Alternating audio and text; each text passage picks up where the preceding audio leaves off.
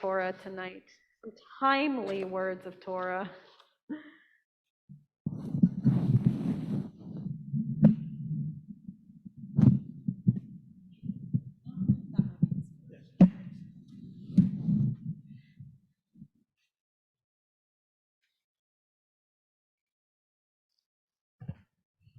Shabbat Shalom, Chag Sameach. So I'm Jeff Schnipper. I'm, as you know, one of the VPs on the Board of Trustees and a member of Temple Sinai's Social Justice Committee. Because the rabbi is unavailable tonight, he asked me to talk on his behalf for a few minutes about the housing crisis in Massachusetts.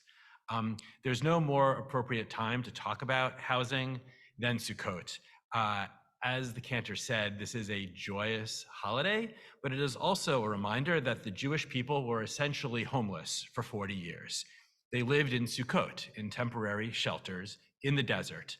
And the rabbis of the Talmud go to great lengths to define what a sukkah is, to make sure that it's clear to all of us that they were temporary. In no way were they to be confused for permanent homes. As you may know, the Religious Action Center, the social justice arm of the Reformed Jewish movement, recently established a branch in Massachusetts, one of 9 states to have one.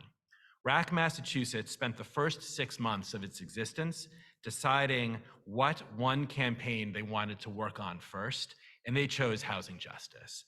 And they did this for several reasons, and our group, our Social Justice Committee, was part of this decision-making.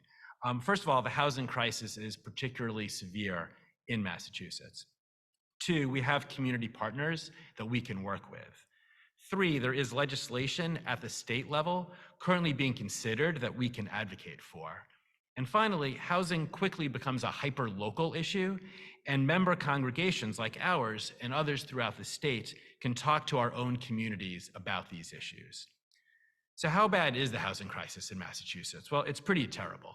Right now, there are more than 18,000 people experiencing homelessness in the Commonwealth, and more than 2/3 of them, more than 12,000 of them, are families with young children. The average age of a homeless person in Massachusetts is about 12. The number of people experiencing housing instability is much greater than that number of 18,000. And many more people than that spend an inordinate amount of their income on rent or their mortgage, preventing them from being able to afford just about anything else, such as healthy food or healthcare. As a physician at Brigham and Women's Hospital, I care for patients experiencing homelessness all the time. And I can tell you that it's virtually impossible for these patients to care for their medical problems, get a job, deal with any of their substance abuse or mental health disorders that they have, or get their lives back in order without first having a stable place to live. Almost all of them are on waiting lists for affordable housing and have been on those lists for years. So what does Judaism have to say about all this? Now, I won't pretend to be the rabbi, but I will say a few things. First, regarding Sukkot, in the Talmud, Rashbam says that remembering that our people lived in Sukkot for 40 years should give us all, quote, ample reason to be grateful to the one who has provided you with all of your present wealth and comfort. You must not fall into the trap of thinking that all of this success is due to your own efforts. In other words, there but for the grace of God, we could be experiencing homelessness ourselves. Those experiencing homelessness today are no more to blame for their plight than our ancestors were in the wilderness.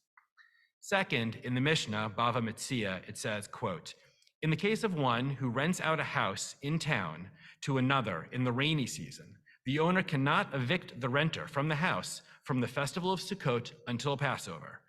If the rental was in the summer, they must give 30 days notice before they can evict them. And for a house located in the cities, both in the summer and in the rainy season, they must give 12 months notice. And for shops that they rented out, both in towns and in cities, they must give 12 months notice. Rabban Shimon ben Gamliel says, for a baker's shop or a dyer's shop, one must give 3 years notice. In other words, 2,000 years ago, they had more enlightened rules about eviction than we do today. Third, Judaism identifies having a suitable home as essential to the well-being of each person and their place in the community. Deuteronomy 15:8 instructs us to, quote, open our hand and provide whatever is sufficient to meet the need. And last week during Yom Kippur, we read the call of the prophet Isaiah to, quote, take the poor into your homes. That's the fast that God wants. This obligation compels us to work towards a commonwealth which enables all of us to be housed appropriately, for the unhoused to find homes, for those in public housing to reside in safe, suitable conditions, for the rent burdened to have the financial means to meet basic needs such as transportation and medical care, for workers who want to move to Massachusetts and families who want to stay to find housing that they can afford to rent or purchase. Doing anything less breaches our moral obligation. To learn more about what we can do about the housing crisis in Massachusetts, I urge all of you to attend a special program that we are holding on Sunday, October 22nd, starting at 9:30 a.m. We will have a panel with our own Xander Shapiro, who sits on the Sharon Housing and Planning Board, and with several state representatives to talk about the local issues right here in town and upcoming state legislation, including the Yes in My Backyard, or YIMBY bill. But there is one thing I'd like you to all do right now, if you are willing. Right now, Governor Healy and her cabinet are considering how much money to put into housing over the next 5 years. It's called the 5-year Housing Bond Bill, and it will decide the scale and the scope of housing efforts for the foreseeable future. RAC Massachusetts has created a website where you can advocate for them to robustly fund this bill. Priorities include restoring our public housing system and meaningful increases in programs to create new housing.